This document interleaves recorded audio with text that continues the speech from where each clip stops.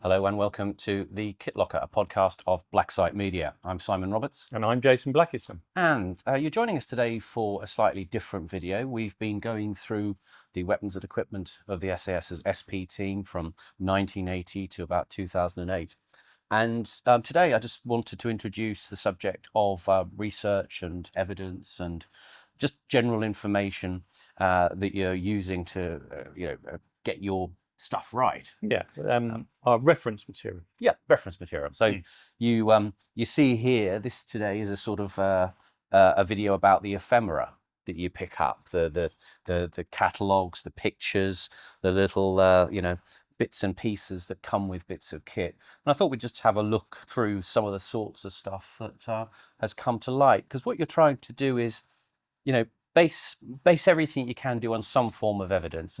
There's a lot of hearsay. A lot of people claim to know what sort of equipment's used, what sort of uniforms. And sometimes, as I said in a previous video, people look at the published books on the SAS and very often full of inaccuracies, can't they, really? Yeah. But then just because something's in a catalogue doesn't mean it's used. So, No, absolutely. But I think what you've managed to collect here, Simon, over the years is quite a wide range of, we use that word ephemera. I thought that was a very good word to be using at this time of day, really. Yeah, I mean, for a lot of people, they're not in and of themselves interesting bits of collectible military equipment, but they do add to our picture that we build up, and we can sort of triangulate from that what sort of items are on the go any time. Yeah. So what I've got here is a variety of things. I mean, we can just start, for instance, by looking at things like catalogues. This is a catalogue from GD Specialist Supplies, which was the sort of one-stop shop for a lot of kit in the early part of the 1980s. Yeah, they were the sort 1990s. of most well-known supplier of this sort of equipment to forces within the UK and overseas. They did a lot of work overseas. Yeah. But they were kind of like did they actually manufacture? They did manufacture a few things themselves, or did they kind of buy in and collect? I'm not clear. I think there was a lot of buying in from established manufacturers. It was, as I say, the convenience of having one major distributor for lots of different people's equipment. So, we can see here some of the shots may be familiar to people from various books published about the SAS over the years, but these are the original photographic works. I mean, this comes up in various brochures. That's this particular picture photograph. I mean, and you can see it's an airsoft. It's an early airsoft MP5 that he's carrying, and there's it's like a rubber gun, doesn't it? Bits and pieces of kit that some of which obviously we know are used, some of which we can't be quite so sure. There's you can see here that's an early CT100, right, by Davies Communications, or audio harness as they would call it. You can see the respirator, the AC100 helmet, Paul Evers belt. Yeah, the respirator hood. Yeah. Which we'll do a video about one of them, because I think they're probably the worst piece of equipment. Maybe. In my personal opinion. Yeah. The most awkward thing to ever use. We have reasons. Obviously, is Nomex coveralls and the suede vest shown there. Yeah. In that picture, and the undergarments. You can see a promo shot here of a couple of assault team members coming up the stairs with a Kevlar shield. Again, I've seen that attributed to our friend, the late Mel Parry, the warrant officer who was on the ops research wing, feeding equipment and ideas into the CRW, the counter-revolutionary warfare side, which covers the SP team. And so certain of the inspirations that Mel had ended up as products that we used. Down here at the front, I'll add to this. This is the rescue hook that we talked about in one of our videos, which is an item he invented. Yes. So it's essentially a strap cutter. Yeah. Yeah, I remember we were looking at that yesterday in one of our videos. That's right. Didn't we? That's right. Yeah. I'll put that there so you can see that. So that's from Portfolio Section 5. In Newport, I think they were. Okay, that was that was another supply company. Some of these companies may yet exist, may not exist any longer. This is quite interesting. Yeah. It's so old, it's got a fax number and a telex number. A telex number, that really dates telex number, kind of the... So that's the GD Specialist Supplies one. It looks like that says there we're in Gillingham. I don't think they're trading anymore. No. Things move on. So we've got another bit of literature here from GD Specialist Supplies. Yeah. These are just sort of like... So these are industry brochures that you would see, and there'd be various. I mean, the current defence industry exhibitions we have hosted in the UK are things like DSEI. DSEI, yes. Down at the Excel Centre in London, and over there there's a sheet about COPEX, which was another internal aimed towards security services, police, and the special forces. There was another one, the HOSDB was a show. That's quite interesting little picture there. Yeah, it's very very small picture, but a sort of a assemblage there of kit, including a Mark II suede vest and a telescopic assault ladder. Okay. So you can see there's that sort of stuff that comes out. I mean, over here we have something interesting. We have the actual price list. Okay. From GD Specialists there, which I got from in 2004. Right. And you can see, I mean, there's various items here. We wouldn't necessarily publish this stuff directly because there's a full inventory of assault team equipping on some of these things. But they're the sorts of things you've seen in the videos we've done. Assault leather waistcoat, £140.31. Seems a bargain. Seems cheap. This was 2004. And that's one I bought from them. Okay. Which was one of the things that Paul Evers manufactured that I bought off him. In fact, I think I've got somewhere here. There's an invoice from Paul Evers there. Okay. For when what was I buying there? I bought a triple magazine pouch and a Special Forces gun belt. Well, there's no point in me coming up because you don't live there anymore. So unfortunately, Paul is no longer with us. Well, that's your address I'm covering. Well, that's fine. I think that you don't live there anymore. That's an ancient address. Yes, okay. That doesn't really matter. That's when I lived in London. So there's those sorts of things you've got there. I was worried about you doxing yourself, but you're kind of doxing yourself 20 years ago. I don't really. I no longer care. But you've got all those sorts of interesting things. You've got over here some bits and pieces of information on, like, for instance, communication systems. The Davies communications harness that we saw, the press to talk button with all the earpieces and So this says, in case you can't see it, assault.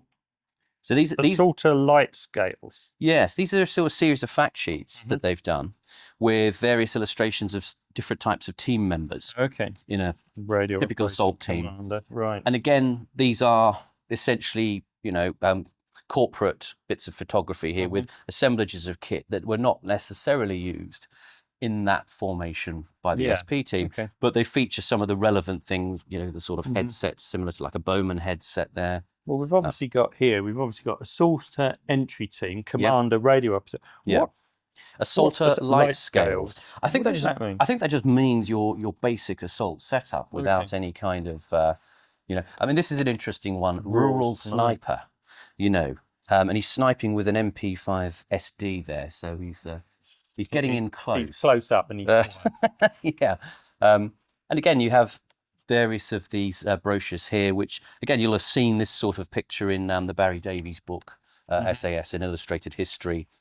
You've got there some more detail on the kit spec, the model numbers of various things, the throat mic, the earphones, ear defenders, the induction earpiece, all that sort of good stuff. Very good. And that's quite an iconic photograph, that one. Yeah.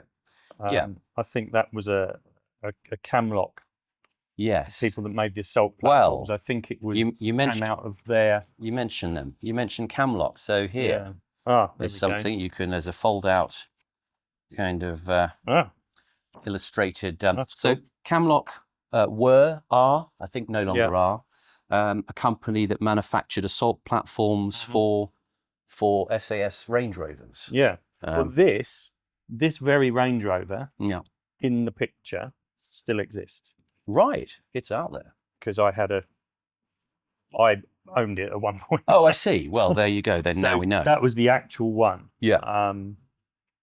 So that still exists. I don't know who has it nowadays. Yeah. But it is out there around. It's had, the proper roll cage inside. So would these have been sort of really souped up Range Rovers? Yeah. No, they were just sort of standard V8 Range Rover, modified with a cage inside, radio, various boxes in the back. Yeah. To put whatever you wanted in there. So they weren't that highly modified. They looked fairly standard on the outside. Obviously not when you put an assault platform on them, they didn't. But one thing that disappointed me is I saw some SAS Range Rovers and they weren't all black. No. They were all different colours. All different colours. Very sort of, some of them quite bright actually. And yeah. I didn't think that went with the image. Well, there was a burgundy one that I had. Burgundy, that's quite tasteful though. I had a metallic burgundy one. Metallic burgundy. Yeah. I've never tasted one of those, but I'm sure they're lovely. Here we've got, I mean, going to the sort of subject of firearms. Yeah. Some typical brochures from Heckler and Koch. Again, these date from the sort of early 90s, really. Right. You can see a system set up for the HK 53. Yeah. All lavishly illustrated with all the bits and pieces. Typically German. None of which you can collect really in the UK. No, well, certainly not the gun anyway. Yeah. There's interesting torch mounts then. There's a Hensoldt, I think a laser target designator there. There's a blank firing adapter. That's good. Magazine clamps, you know, all the bits and pieces of which the Special Forces might choose to partake in. There's a brochure here. What have we got there then? Let's just put this away. Here's one about the MP5. You can see all the sort of classic gun porn that you know, you might wish to chew on. Ideal for the gun perverts. That's it. It's that's what we love. And similarly, you know, your range of accessories, how to use your sling. There's a little illustration there. Yeah. And there you've got an MP5 brief MP5 description. A brief description. Well, that's kind of your owner's manual. Yes. So, you know, if you have a problem, you can go and look it up and service your MP5, or, you know, break it down and replace what needs replacing from time to time. Very good. So, moving on, I mean, one other thing to notice as well is that you've got all sorts of interesting things like artwork that comes up. And some of the artwork is particularly good. You may have seen prints available of some of these quite lovely ink pen drawings. Yeah, who did these? Well, these were done, I believe, by someone who was in the regiment and who was a really good artist. Yeah. Because he's done lovely sort of detailed images of stuff that we know was used. And so this is a kit set up from about 1983 that we did in one of our videos. And this is the one from, again, around, let's say, the late 90s, 97 to 2000 or so. Still using the suede vest there. Yeah. I mean, you can even see the details, like the little laser light assembly that was custom made. So very accurate then. Very, very accurate. And it's good to have those as well, because they can sort of fill in little details about bits of kit that you can't always see, because a lot of photographic evidence we get is either it's staged corporate stuff, or it's very blurry stuff taken in training, or it's just not, I mean, too far away. It's not professional photographers necessarily taking, not professional photographers like Guy Butler, for example. Do we know any? I think Guy Butler is the man to go to for professional photography. Yeah. So here you've got a brochure from Royal Ordnance, which details things like the Arwin riot gun and the ammunition that you can get for that. Not something I know that they've used, but it was something heavily featured in the Barry Davies book. Okay. You know, highly likely that it's in the armory. I don't think the SAS will be wanting for a variety of different weapon systems and you know, crowd control deployment. You know, weapons. No, I suppose it's yeah. I would imagine they've probably got some in their armour. Yeah, and there's a whole brochure there about I see. From Royal Ordnance. You know, I mean, do we still have Royal Ordnance? I'm not sure. I don't know. They used to be in Nottingham, I think, and you can sort of get a lovely spread of all the different kinds of ammunition and so on. Again, not available on retail. No, to customers in the UK. So on other things as well, prominently. Weapon illumination. You've got little instruction booklets and brochures from Surefire, the American firm, which has done awfully well doing weapon light systems. And there's a whole sort of host of details in these kinds of things. I mean, you've got price lists, you know, you've got all the different configurations for pistol lights, underslung SMG lights. Many ways of spending your money. Many ways. And these things will obviously come to the UK through distribution arrangements. Yeah. Like the sorts of companies we've talked about, where there'll be a designated distributor to supply all of the customers' needs in the defence sector. So they're there as well. And good. Here's the precursor to that. Laser Devices, who made the custom jobs that we saw on the MP5. I just realised I've been standing here with one sleeve up, one sleeve down. Probably a Masonic sign, people will think. Probably, but not actually. Don't read anything into that. Don't apart from I can't dress myself. Don't worry too much about any dodgy handshakes or anything like that. So you can see here, these include things like the MOLAD system that we've seen in use in the sort of ISP period. Yeah, I think we looked at them the other day, didn't we? That's right. 2004, 2005, the sort of vintage. So a variety of these things, and laser devices seem to have been sort of very innovative in the way that they approach things. And again, I'm not quite sure of the relationship between them and Surefire. Okay, this goes back, I think we had a brief conversation about brochure and the sort of revolution of the American kit coming in glossy brochures that the police forces and things could just, oh, look at that, let's get this, let's get that. Whereas before, the brochures were sort of rather like this, weren't they? You know? Rather sort of photocopied. Yeah, this would together. This would be your sort of average UK defence industry brochure. That's right. And you can see here another one from a company, Deanside. Again, civil protection, policing equipment here. You can see riot police type equipment. You know, coveralls, your favourite. I like the way they just use the people at the office. Yes. Put in them. There's a lady there with a sort of, very big bouffant hair. Very 80s hair, let's say. Yeah. You can get your holdalls, your riot armour.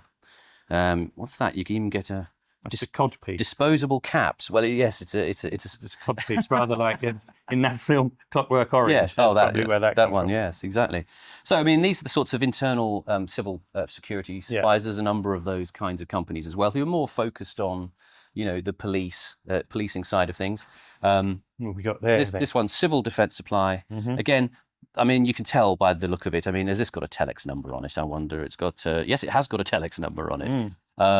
And this company obviously also going for the Saudi market, which is obviously a massive part of the UK Defence's international export remit. And you'll see a lot of the same sort of stuff that we have here in the UK marketed towards governments around the world. Equipment of an elite riot officer. There you go. You've got everything you'd possibly ever want for them. A giant torch that is massive compared to the torches we've got now. Yeah. You've got your armadillo shields, which people might be familiar with from seeing policing, like sort of Roman style. Yeah. And, every form of helmet, boot, suit, and kosh. Stick. Or I should say truncheon or baton, as it's called here. Not a kosh. That sounds a bit thuggish, So there's that sort of stuff. Moving to other just more prosaic things as well, like the abseil equipment. This is the sort of standard instruction sheet and parts number fact sheet for parachutes, for what's called the Mark 1, the green abseil harness, and that's from GQ there. And that'll tell you about all the sort of bits and pieces you need to know, how to wear the suit, what the names of the parts are. Washing instructions, presumably. I don't think there are many of those for. You wouldn't want an abseil harness going in your washing machine, would you? Not really the sort of thing they like. There's something here that's of interest to us when we looked at the ISP vest.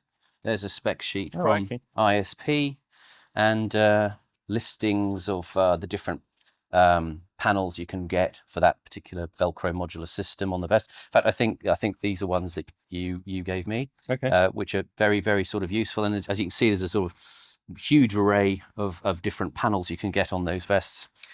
All of the part numbers there, and so on and so forth. You love a good part number, don't you? Oh, I pore over these things in the long winter nights. And they give me great pleasure. There's also things that you pick up in magazines, like adverts there for communications equipment. What sort of magazines are you reading? Well, I don't know where they came from. I think these were from bits and pieces that Mel Parry gave me. Actually, there's a Paul Evers advert in a magazine. There's one. Yes. What's that? It used to be a sort of catalogue. Right. Yeah. There you go. With various articles about all sorts of things in there. Yeah. So sort of like a police industry magazine. You pick up things like when you get respirators and things like that. Sometimes they come with instruction manuals. These are ones for the FM12, the CT12, and the FM53 from Avon. And again, it's all your kind of basic how to wear it, how to put a mask on your head. Yeah. Just so you don't mess it up. How not to I mean, suffocate yourself. There you go. There's all putting it on back to front. Fitments for prescription lenses, anti-flash outserts, voice projectors, everything you could want from a respirator there. Oh, here's an interesting thing. This is a sort of parts. This specifically comes with the SAS's regimental issue of the ISP vest. So you get a listing of all the different components in the bag. 16 items. Just to remind you, this is a quartermaster stores kind of thing. Coat, shotgun pouch. Yeah. 226 mag holder, and so on and so on. Yeah. Respirator, EMOE charge pouch. Yes. Which we were talking about on our last video. Explosive method of entry. Another, as I say, there's other just bits and pieces of ephemera you find. I mean, these are interesting. These are weapon tags from armories. Now, these are not necessarily specifically SAS, but these are standard British Army items, which you can find through various sort of surplus things. And I've for the sake of the stuff that we've shown on camera, I've stuck weapons tags on them, so it looks a little bit kind of military, but it's really something that's more used to an armourer listing. It's interesting little bits of information. Yeah, that's right. A bit of history. So we'll go down there. There's a magazine from a brochure. Brochure from Clucas, Method of Entry. Clucas. So they're an interesting company. Do you want to tell us a bit about Clucas? Clucas their remit was still going today. It was started by a fellow called Reg Clucas, who was an ex-Navy diver, very good at inventing things. Yeah. He used to invent a lot of things in his shed. Yeah. And come up with all these genius little ways. Sort of the British Barnes-Wallis tradition of just making stuff in your shed. I think one of the most interesting things that I heard that he invented was a machine that took bricks out of walls called the grit grot. Okay. And it was basically a funny little mechanical machine that ran on compressed air, and it would sort of blast like a sandblaster nozzle that would slowly blast away the mortar around the brick, and allowing you to take the brick out. Yeah. So it would do it fairly silently, and it would just kind of choggle a brick out one at a time, and you could slowly dismantle a wall until you got to the sort of inner wall, and then just punch. So you get like that scene in Who Dares Wins where they blow through the wall and. Yeah. I mean, I don't know how successful the grit grot was. I heard Mel Parry talking about it. I have to. It'd be an elaborate method of effecting a silent entry. But the rest of the stuff in this brochure, is not very silent. No, I could say no. They're sort of like the country's leaders in method of entry equipment. Yeah. I mean, basically they do the hat and round, which we've discussed on other videos for taking hinges off of doors. Yeah. There's quite an interesting little picture there to show you what it actually does to a lock. I don't know if the camera can catch it, but so there's the hat and round. That was the powdered wax and lead. Sorry, powdered lead and wax. Which I don't think they use lead anymore. Yeah. The Rhino rig, which is their training rig. Yes. Ross Clucas now runs it, which was Reggie's son. Yeah. And he makes these and sends these all over the world. Yeah. Obviously the dual rams. The Enforcer. Yeah, and Madison ram. And this is a very interesting thing. This was something that Reg Clucas invented, the Harvey wall banger. And basically, that's a really interesting piece of kit. It fires a great big tub of water at a wall. Yeah. Obviously, all that water energy is dispersed into the wall. The wall, it makes a hole in the wall. You can knock a door down with them. They're so powerful. And basically, it works with compressed air in the bottom. Thing. This is the cannon, the top piece. So you put your big water jug in there. It's just like a water cooler jug goes in there. And there's some sort of, I think it's a glass burst disc that's broken with a small piece of explosive, and then all the compressed air comes out and pushes the water jug out, hits the wall falls down. So science to maximise mechanical effect with minimum lethality. Yeah, and the fact is, what is good about this is that you can virtually stand right next to it, and you're only going to get wet. Which is different from standing next to an explosive charge. But I've seen one of these work, and they are very effective. It's a very effective piece of kit. Yeah.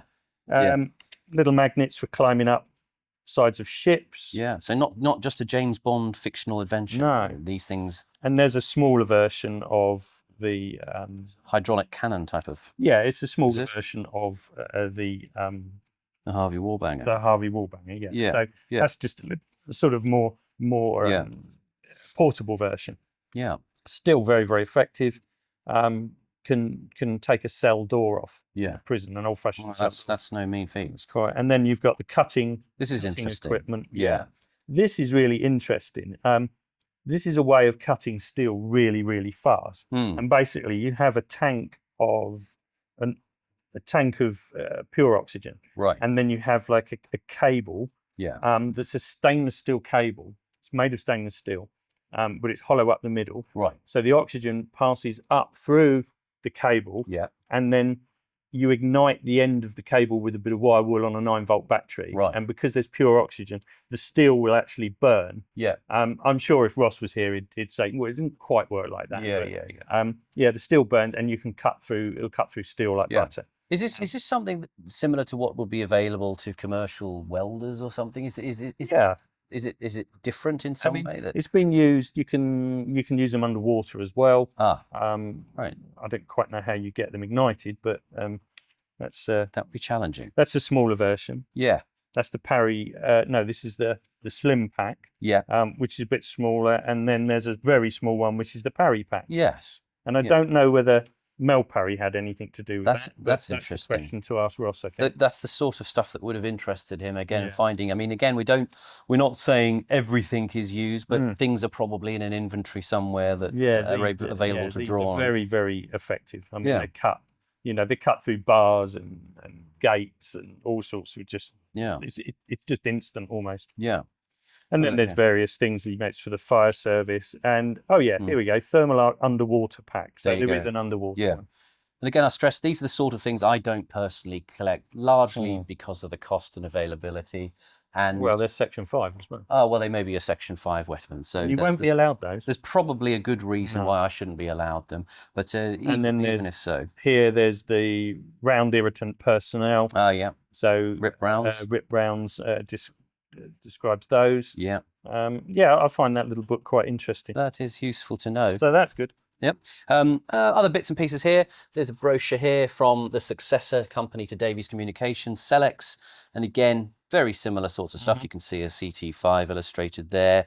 Various kinds of headsets, hearing protection, all of that sort of thing. And successors as well in the form of Peltor with kind of off-the-shelf solutions for electronic hearing protection that can be variously wired into radios as well. So again, all this sort of stuff, and you can see the sort of product photography is again pretty familiar. Yeah. It's done for the sort of the actual buying and selling of equipment at defence shows and so on. Something again a little bit different here. This is an edition of a magazine called Handgunner. This is from 1987. Looks very American, doesn't it? It is kind of American style. But it's a British magazine. It is a British magazine. And the interesting thing about this for me was there was an article in this on our friend Len Dixon, the holster maker, gun leather manufacturer. And you can see there's quite a good article with a sort of variety of his wares explaining how and the type of machines that are used to stitch this very heavy English bridle leather. There's a whopper there. I mean, a complicated machine, isn't it? That would anything you stick down with that would stay stuck. You want to get your finger caught in it. Yeah, but I've scanned this article, and at some point, what I may do is I'll put it up online for people to have a look at and read about very interesting thoughts Len had on the excellence in manufacturing. Yeah. Okay. Of holsters and pouches. Very nice. Of which he made a great number. And other bits and pieces, as I say, I retain every little bit of packaging. You keep everything. I keep everything. I am kind of jocularly known for hoarding rubbish as well as good stuff. Well, not rubbish. You've got all the best rubbish.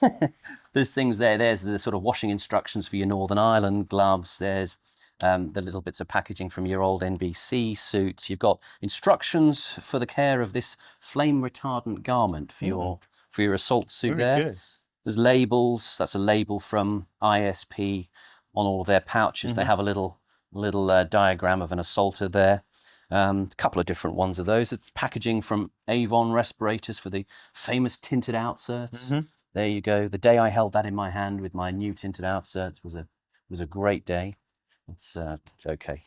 Anyway, what can I say? And majorly, of course, there's other kinds of references and ephemera as well. This is interesting. I mean, this is from an assault kit bag, which I think we showed maybe in a previous video, or we might not have done yet. I'm not can't remember. But that was when it came out of surplus, released for surplus. There was a little post-it note with the name Francis on the bag. So that may have been Francis's bag, or Francis may have need to. Yeah, you do keep everything. Somebody needed to remind themselves of the name Francis, and they used an elite SAS post-it note in order to tell us about that. Now there are other things I'll just mention briefly. There's I keep lots of things, reference pictures and so on. But yeah, that's I'll just talk about reference pictures. I mean, I don't show all of these on camera because it's a question, a sort of ethical question in collecting about how much information you put online. Now, the problem also is that people may be identifiable in pictures, for which reason pictures are redacted, as we often see. But the other thing is that a lot of these pictures are really ancient history now. Yeah. They're more than 20 years old. So, whether it actually affects present, operational concerns is a moot point. But the equipment depicted in them is of the stuff that we've gathered to try and illustrate, and for me to refer to. Stop teasing them. I won't show these ones these days. When we get to doing our video on the equipment of the Iranian embassy siege, we'll talk a little bit more about it. But there's all sorts of interesting things there. But this is this is something that I just instantly went, oh yeah. This here is a list of photography equipment for surveillance, and it looks like for copying documents. Yes. So this is a very ancient list of SP team equipment from way back in the early 80s. So, I mean, effectively, a lot of it will have been out of inventory now for a while, or obsolete, or really just technologically surpassed. Yeah. There's everything. There's coveralls. Yep. Body armor. All the sort of stuff. Balaclava gives you the part numbers. So this is what Hereford would have used. This exactly comes from the sort of early days of the team. I mean, you can't really get better than having the part numbers, can you? No, exactly. Of the bits that they use. So it's a typewritten list, and there's handwritten annotations on it. The bundle, P11 pistol, line throwing device, 50mm with grapnel complete. Yes. And plummet limited. Yes, indeed. And again, a lot of these companies may no longer have history. ISP. Yeah. Well, no, that's not ISP International Safety Products. No. Holster ISP Spring Model 2, right hand. Yeah. Oh, yes. Yes, I see what you mean. Yeah.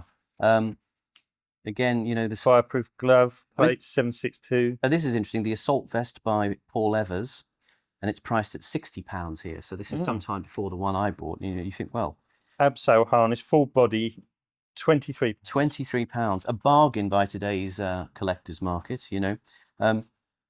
So that goes into quite some detail about equipping, and not just weapons or protective equipment, but all sorts of tools that might be needed, which is why you hear of operations like the Iranian embassy, the SAS come in some Pantechnicon vans with quite capacious storage for all the sorts of tools that you might need. Well, one of our friends used to drive the big truck for Hereford. He was he was seconded from the motor transport sort of section, and he used to drive their big lorry around with all their gear. I mean, it would be a bit like being a roadie for Led Zeppelin, wouldn't it? Yeah, something like that. He kind of liked that job. Here we go. Shotgun, Remington 870p. Yeah. I mean, we won't go into details of all the specific ammunition or munitions that are being used. No, there's some. But again, it's quite interesting munition on these. It's the sort of stuff that and again, as what I would call myself a responsible collector, I will sort of be cautious about what sort of things I discuss. There's a toolkit here. Yeah. All the tools that they would have carried, drill, breast, capacity. Yeah. Up to. You don't really think about a big bag of tools, but a big bag of various tools is the most useful thing that you can, you can have. Yeah. Rope, polyester, pole telescopic. Yeah. Heli swarming rope, strobe infrared. Yeah. We saw one of those yesterday on one of the videos, didn't we? Yeah, absolutely. I mean, this is thermal arc cutting equipment complete. Yeah. That's Clucas Clucas equipment, Yeah. carry cable. Yeah. I mean, it's all kind of interesting. Stretcher, folding, chemical toilet. Interesting detail, yes. I mean, it's like compressor. a sort of, it's like a camping expedition, but with guns, isn't it? Mm, You know, yeah. It's all interesting detail, you know. And again, hammer, sledge, £7. Tasco telescope. Well, again, this stuff that probably, you know, people would laugh at nowadays, I suppose, if you turn up with some of it. But it's just because it's ancient equipment. Interesting stuff on it. But you know, again, it's helpful to sort of have that sort of stuff. And again, how much you put online or how much you publish or share is a kind of it's a question to think about. Well, you can't give it all away, can you? Well, not taking you years to get. Not necessarily. No. If we just gave it all away, then it would take all the fun out of it for everybody. But hopefully, with the appropriate means and discussions, you know, if information can be released about things which, as I say, are very far in the past now, in terms of the actual detail, I don't think anyone would really care. I don't suspect they would. Half that stuff is redundant in there now, isn't it? Well, yeah, pretty much. But I mean, again, that's just a little rundown of the sorts of, you know, other bits and pieces that, you know, you pick up here. I mean, there's a sort of label from an armor shield vest, you know, and an armor shield pad where they used to telephone messages at armor shield, you know, and you know, you could gather all sorts of bits like this, which sort of just add to the interest around a collection. So I hope you've found that of interest. You know, it's just a small set of the sources. You know, not comprehensive by any means. But the other important source is human intelligence. Is people who, on the one, people who may have been operational and who know about equipment and who used it, bearing in mind, as we said before, there'll be the factor of time that these things happened 30, 40 years ago. I can't remember that long ago. I can't remember what I used in a certain situation 30 years ago. Exactly. So you sort of have to, it helps if you've got stuff you can show people and say, was it this that you used? And they go, oh yes. Yeah. Very often they say, no, it was nothing like that. And you're intensely disappointed, you know, because they say the wrong thing. Yeah. But that's the nature of a hobby where you're trying to sort of get things as right as possible. And I think you've got this brochure from Anson Tactical. That's interesting. A company called Anson Tactical, Which is my old company. Yeah. So you know, we can see here again, in line with the sort of corporate literature that we've seen. Basically, the three-layer system. Well, tell us about this. With the outer coverall, and we cover a lot of this in a video which we'll do solely on. You're being a big tease, but holding it back. Yeah, this was just my sort of pack that I'd hand out to police and military. Yeah. Which would give you an idea of the equipment there. We've got the fire and cut resistant undersuit, the fire resistant undersuit, and the balaclava range. Yeah. And obviously the outer coverall. Yeah. But this stood for Anson Tactical Lightweight Assault System. Right. And can I just say it was handsomely and lavishly illustrated? Yes. It was very nice. It was done, a friend of mine in Ireland printed it. Yeah. He did a lot of my printing work for me. Yeah. Shout out to Ray. Yeah. It was nice glossy brochure he did. There you go. I mean, that was 20 years ago now. Yes, I mean, Anson is no longer running in this form. No. But who knows what the future may bring for innovators in the UK defence sector. Yeah. So, that's me rambling on there. But thanks very much for watching this video. I hope that's of interest. Like and subscribe. And we'll see you next time. Thank you. Bye-bye. Bye.